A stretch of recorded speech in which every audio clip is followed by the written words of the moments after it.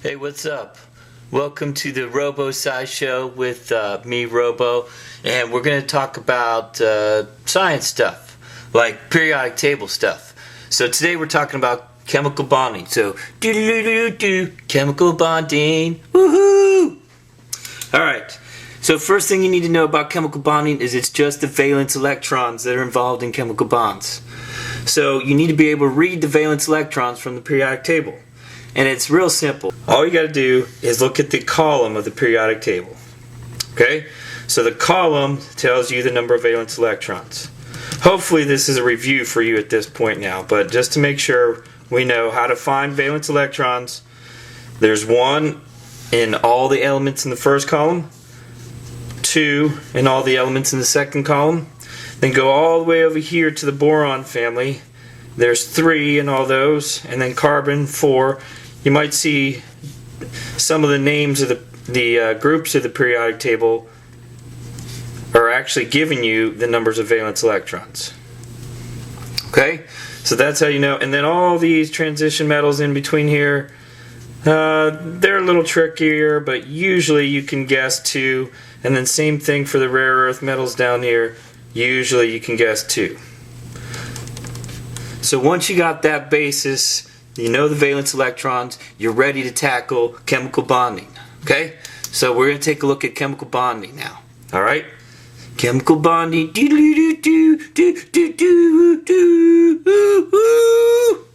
Alright, we're going to start to do this by taking a look at some particular atoms and using the periodic table to figure out what they would do in a chemical bond.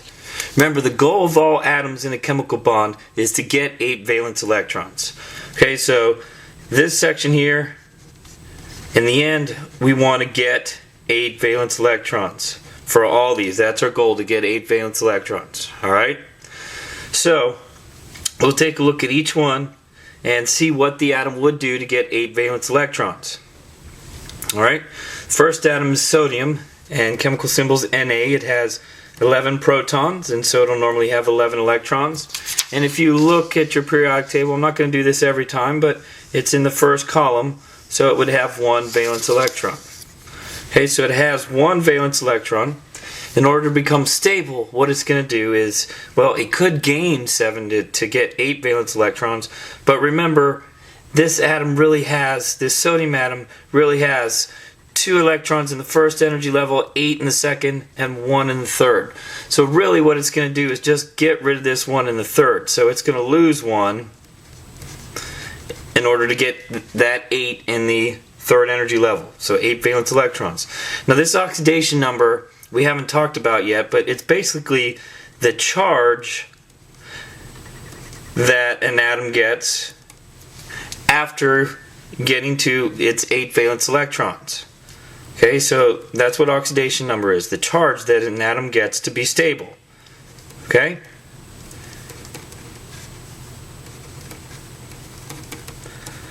So you can probably figure out if it loses 1 electron. Remember, electrons are negative, so if it loses an electron, then it becomes positive. If it's minus a negative charge, it gets a plus 1 charge. So all sodium atoms would have a plus 1 charge in a chemical reaction so that they can get this 8 valence electrons.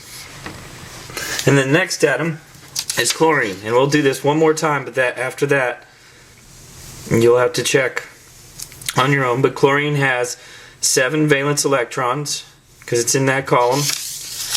And well, it has 17 total, 17 electrons. See, this stuff doesn't matter, that's why I kind of skipped over it. The only thing that matters in a chemical bond is these valence electrons. 7 valence electrons. So you can see if chlorine wants to become stable, it would gain 1 more electron in order to get that 8, and that makes it stable. And if it's gaining an electron, that's going to give it a negative charge. Remember, electrons are negative, so if it gains a negative particle, it's going to make it more negative. Alright? So that's what chlorine would do to become stable. Beryllium. Okay, beryllium's Be. Okay, beryllium has 4 protons and 4 electrons. So it would have 2 valence electrons.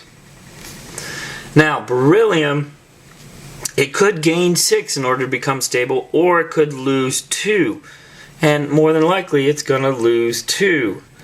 And really, if it loses 2 though, then it would only have 2 total electrons, which means it has 1 energy level. But remember, 1 energy level, just the first energy level, if that's all an atom has, if the first energy level is a valence shell, then it is still stable. So it doesn't have to have 8 if it just has 1 energy level. So that is a stable atom, but since it lost 2 electrons, it would gain a +2 charge. Then fluorine. Fluorine is atomic number 9, so it would have 9 electrons normally, and 7 of those electrons would be valence electrons.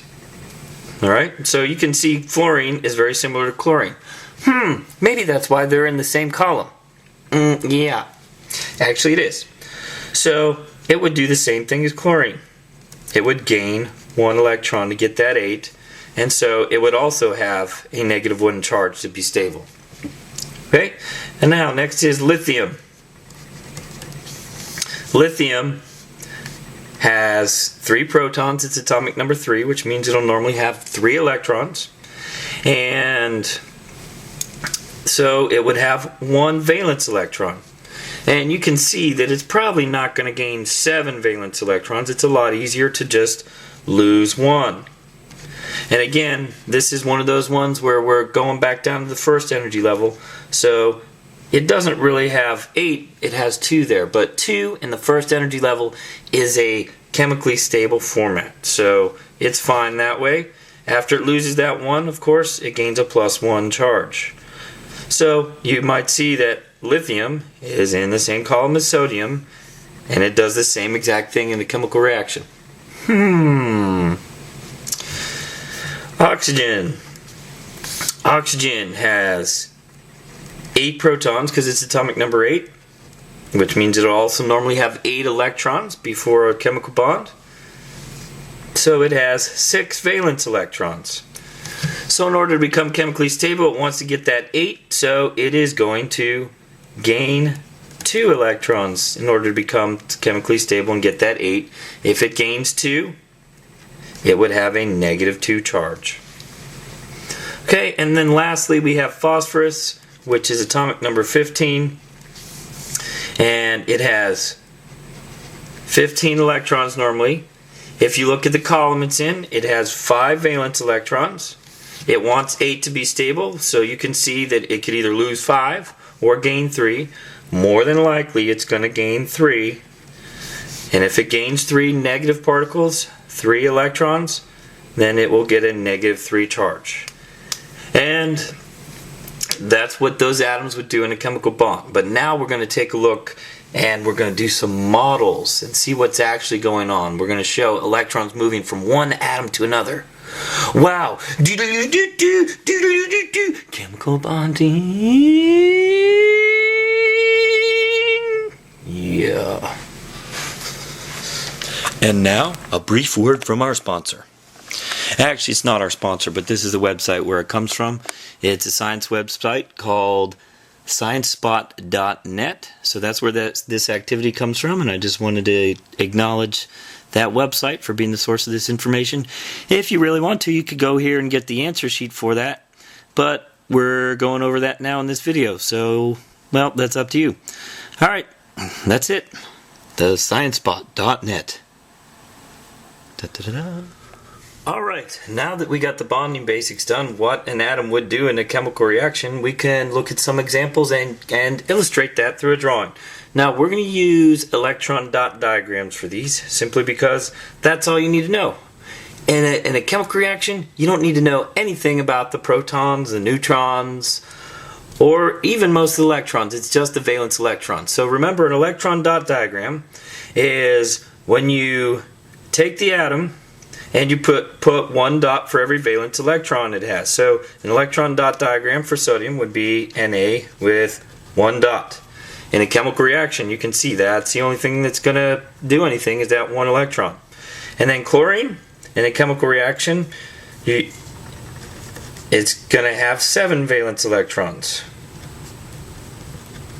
So I'll put Cl with 7 dots around it. And we won't do all these because we're going to do them down here. Let's go down to lithium. It's Li with 1 dot. Okay, and then phosphorus. It has 5 valence electrons, so I'm going to put P with 1, 2, 3, 4, 5 dots. Okay, so that's how we're going to show it down here. So moving on up to potassium and fluorine in a chemical reaction. Potassium, the chemical symbol is K, and fluorine, the chemical symbol is F.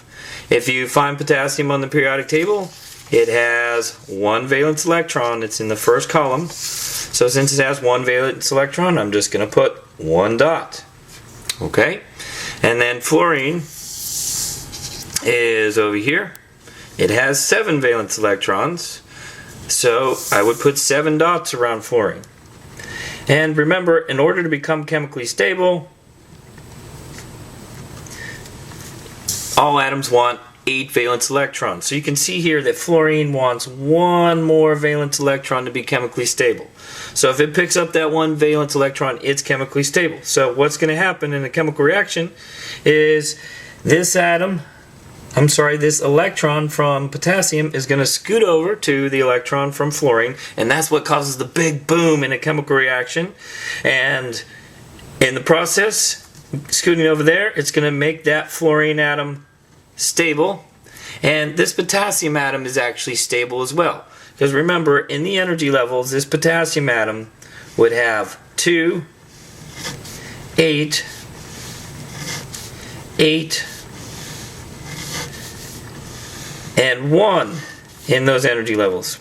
Boy, I didn't do a great job on that last one, did I? But that's what it would have. So if it loses this one, then it has 8 in the third energy level, which is its new valence shell, so it's chemically stable. And then fluorine has 8, so it's stable. So when you do these electron dot diagrams, what you'll notice is that one atom, in ionic bonding, one atom will have 8 valence electrons and the other will have 0. But remember, it doesn't really have 0, it's just using a lower energy level. It's emptying out that higher energy level and using the lower energy level in order to become stable. So the other thing to remember, this is why it's called ionic bonding, when that potassium atom loses an electron, it picks up a positive 1 charge because it lost that electron. And this fluorine atom gained an electron. It has 1 extra electron. So now it has a negative 1 charge. And both of them are chemically stable, but this is where the bond happens, or how the bond happens. Since that's a positive charge and that's a negative charge, opposite charges attract. So that's what forms the bond. These opposite charged atoms attract, they move closer to one another, and as they move closer to one another, they're both stable and they form a bond. So, and then this chemical formula for that would be KF. And what we would call it, we give everything the same name, but the only thing is we take the negative ion and we change the ending to IDE, and we always put negative at the end. We want the positive first. You want to focus on the positive. So what we're going to call this, the positive is first, we're going to call it potassium, and then we're going to change the ending to IDE, potassium iodide. So it's called iodide when it's part of a compound. Oops, I'm sorry, this is fluoride, not iodide. I was looking down below there. Okay, so we call this potassium fluoride, and when it's part of a compound, it's called fluoride. When it's just an element, it's called fluorine. Okay, so this is again potassium fluoride.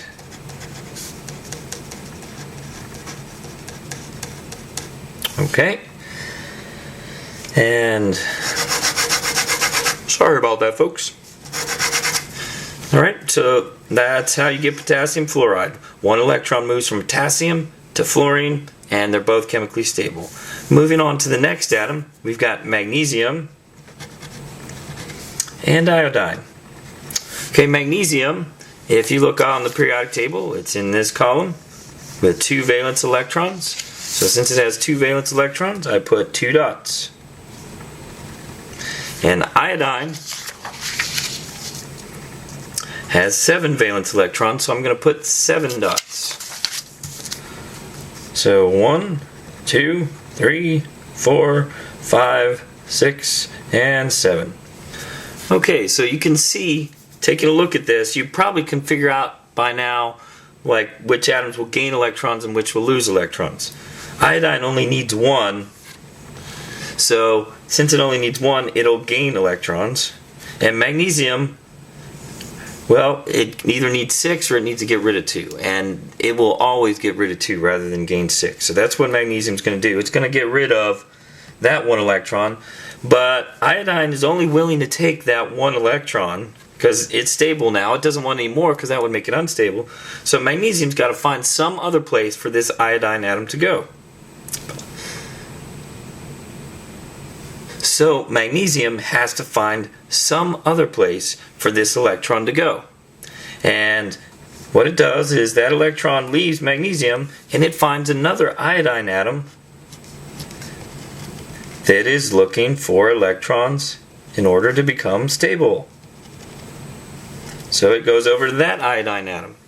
And that way we have a stable iodine there, and stable magnesium here. But in the process, remember, they pick up charges. Magnesium loses 2 electrons, so magnesium would pick up a +2 charge. The iodine gains 1 electron, so it picks up a -1 charge. This iodine gains an electron, so it also picks up a -1 charge. But they're all chemically stable, and that's the important part to them. So in coming up with the chemical formula, remember the positive ion always comes first. So you're going to have Mg come first, and then I for iodine is going to come next. And since there's 2 at iodine, we're going to call it Mgi2. Remember that subscript means there's 2 of that type of atom, Mgi2. And naming it, remember, everything's going to keep the same name except for the negative ion. So we're going to call this magnesium iodide. Okay, it keeps the same name except it changes the ending to IDE. So iodine is an element. When it's called iodide, it's part of a compound. Okay, so that's 2 examples of how ionic bonding occurs. Notice I didn't have to make the big giant bore model for anything. I can just take a look and see magnesium. If I want to look at the lower energy levels just to be sure, magnesium has 2 in the first, 8 in the second, and 2 electrons in the third energy level. So once it loses those 2, it still has 8 in the second. So it's a stable format for magnesium. So there's 2 examples for you. If you need to, you can play the second video and get the other 4 examples on the next page. But hopefully you can figure it out on your own. But, you know, hey, do what you got to do. So that's chemical bonding. Chemical bonding.